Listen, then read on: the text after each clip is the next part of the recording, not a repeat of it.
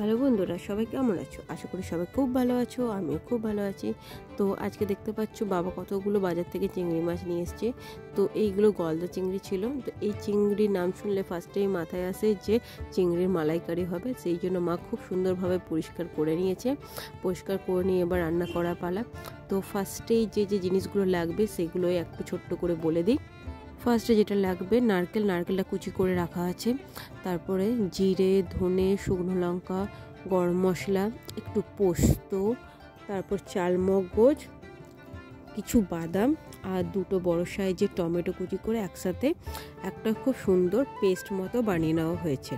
এই পেস্টটা রেডি হয়ে যাওয়ার পর কড়াইতে কিছুটা পরিমাণ তেল দিয়ে, খুব বেশিও না একদম খুব কমও না, দিয়ে তার মধ্যে চিংড়ি মাছগুলো দিয়ে হলুদ আর নুন দিয়ে একটু ভালো করে ভেজে নিতে হবে।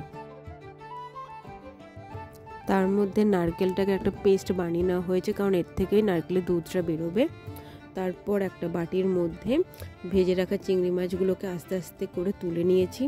তুলে নিয়ে নেওয়ার পরে তারপরে এবার যে গ্রেভিটা বানানো হবে মালাইকারির, তার জন্য কড়াইতে তেল, শুকনো লঙ্কা ফোড়ন আর দুটো বড় সাইজের পেঁয়াজ কুচি দিয়ে ভাজা ভাজা করে পেঁয়াজটাকে তার মধ্যে আদা রসুন বাটার পেস্ট অনেকটা পরিমাণে দিয়ে তার পেঁয়াজ কুচির সাথে মশলাটাকে খুব সুন্দরভাবে কষানো হলো।